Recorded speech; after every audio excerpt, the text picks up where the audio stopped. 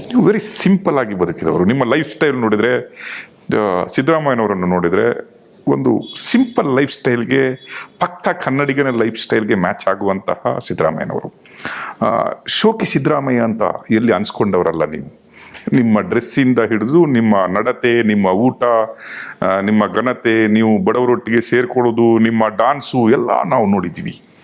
ಷಡ್ಯಂತ್ರ ರಾಜಕಾರಣಕ್ಕೆ ನೀವು ಬರ್ತೀನಿ. ರಾಜ್ಯಪಾಲರ ಆಫೀಸ್ ಬರುತ್ತೆ, ವೆರಿ ಸೀರಿಯಸ್. ಇಲ್ಲಿ ನಾನು ಬರ್ತೀನಿ, ಒಬ್ಬ ಆ ಸ್ಟೋರಿನ ಮಾಡಿದವನು ನಾನೇ.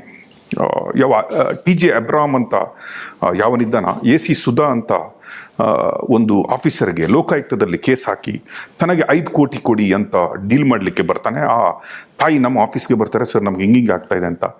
ನಾವೇ ಅವನನ್ನು ಸ್ಟಿಂಗ್ ಆಪರೇಷನ್ ಮಾಡ್ತೀವಿ. ನಮ್ಮ ಹುಡುಗನಿಂದನೇ ಅವನು 25 ಲಕ್ಷ ರೂಪಾಯಿ ತಗೋತಾನೆ. ನಾವು ಅದನ್ನು ಕಂಪ್ಲೇಂಟ್ ಮಾಡ್ತೀವಿ, ಸ್ಟೋರಿ ಟೆಲಿಕಾಸ್ಟ್ ಮಾಡ್ತೀವಿ, FIR ಆಗುತ್ತೆ. ಈಗ ಆಲ್ಮೋಸ್ಟ್ ಚಾರ್ಜ್ ಶೀಟ್ ಆಗಿದೆ. ಅಂತಹ ಒಂದು ಬ್ಲ್ಯಾಕ್ ಮೇಲರ್ ಒಂದು ಕಂಪ್ಲೇಂಟ್ ರಾಜ್ಯಪಾಲರಿಗೆ ಕೊಡ್ತಾನೆ. ಕೊಟ್ಟು ಅದೇ ದಿನ ನಿಮಗೆ ಶೋಕಾಸ್ ನೋಟಿಸ್ ಬರುತ್ತೆ, ಕಾರಣ ಕೇಳಿ ಶೋಕಾಸ್ ನೋಟಿಸ್ ಬರುತ್ತೆ. ನಿನ್ನೆ ನಿಮ್ಮ ಸ್ಪೀಚನ್ನು ನಾನು ನೋಡಿದ್ದೀನಿ. ಶಶಿಕಲಾ ಜೊಲ್ಲೆದ್ದು ಬಾಕಿ ಇದೆ, ಮುರುಗೇಶ್ ನಿರಾಣಿ ಅವ್ರದ್ದು ಬಾಕಿ ಇದೆ, ತುಂಬ ಜನರದ್ದು ಲೀಸ್ಟ್ ಅನ್ನ ಹೇಳಿದ್ರಿ. ನಾವು ಮೊನ್ನೆ ಇನ್ನೊಂದು ಸ್ಟೋರಿ ಮಾಡಿದ್ವಿ, ನೀವು ಬ್ಯುಸಿ ಶೆಡ್ಯೂಲಲ್ಲಿ ನೋಡಿದ್ರೆ ಇಲ್ಲ ಗೊತ್ತಿಲ್ಲ.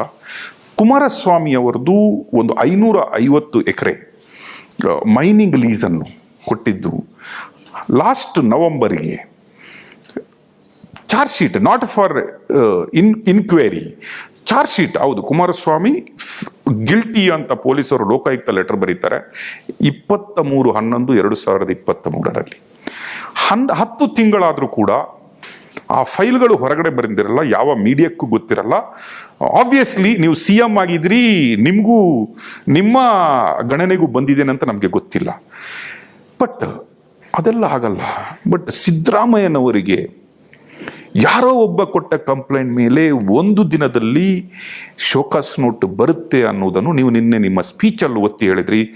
ಇದು ಷಡ್ಯಂತ್ರ ರಾಜಕಾರಣ, ರಾಜ್ಯಪಾಲರ ಆಫೀಸನ್ನು ಮಿಸ್ಯೂಸ್ ಮಾಡ್ಕೊಳ್ಳಲಾಗಿದೆ, ನನಗೆ ಇದು ಸಂವಿಧಾನದ ಅಡಿಯಲ್ಲಿ ಬೇಜಾರಾಗ್ತಾ ಇದೆ ಅಂತ ಹೇಳಿದ್ರಿ. ಏನು ಹೇಳ್ತಿದ್ರ ಬಗ್ಗೆ ಕಮೆಂಟ್ಸ್ ನಿಮ್ದು?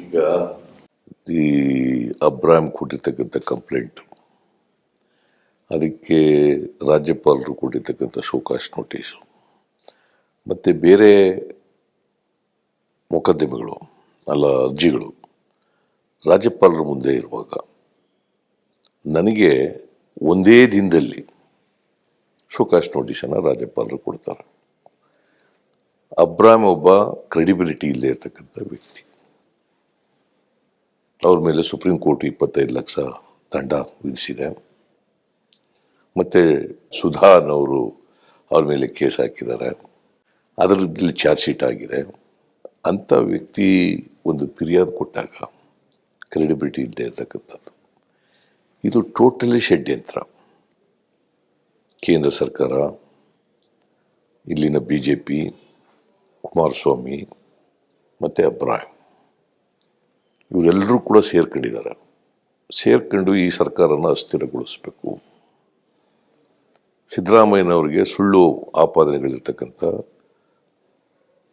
ಇದರಲ್ಲಿ ಕೇಸ್ನಲ್ಲಿ ಅವ್ರಿಗೆ ನೋಟಿಸ್ ಕೊಡಿಸ್ಬೇಕು, ಪ್ರಾಸಿಕ್ಯೂಷನ್ಗೆ ಪರ್ಮಿಷನ್ ತಗೋಬೇಕು ಅಂತ ಪ್ರಯತ್ನವನ್ನು ಮಾಡಿದ್ದಾರೆ. Article 163 of the Indian constitution ಭಾಳ ಸ್ಪೆಸಿಫಿಕ್ ಆಗಿ ಹೇಳ್ತದೆ,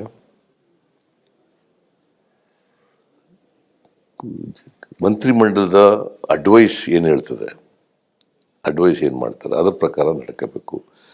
ವಿಶೇಷ ಪ್ರಕರಣಗಳಲ್ಲಿ ಮಾತ್ರ ಡಿಸ್ಕ್ರಿಷನ್ನ ಉಪಯೋಗಿಸ್ಬೇಕು. ಆ ಡಿಸ್ಕ್ರಿಷನ್ ಉಪಯೋಗಿಸಿದ್ರು ಕೂಡ ಅದು ಸಕಾರಣವಾಗಿರಬೇಕು ಅಂತ ಹೇಳ್ತಾರೆ.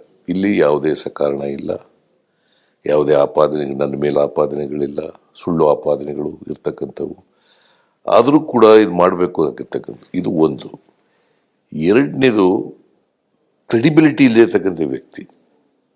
ಮೂರನೇದು ಕುಮಾರಸ್ವಾಮಿ ಅವ್ರದ್ದು. ಲೋಕಾಯುಕ್ತ ಪೊಲೀಸ್ನವರು ಪರ್ಮಿಷನ್ ಸ್ಯಾಂಕ್ಷನ್ ಕೇಳಿದ್ದಾರೆ. ಯಾವಾಗ ನೀವು ಆಗಲೇ ಹೇಳಿದ್ರಲ್ಲ 20 ತಿಂಗಳಾಯಿತು, 10 ತಿಂಗಳಾಯ್ತಾ ಬಂತು, ಆವಾಗ ಕೊಡಲಿಲ್ಲ.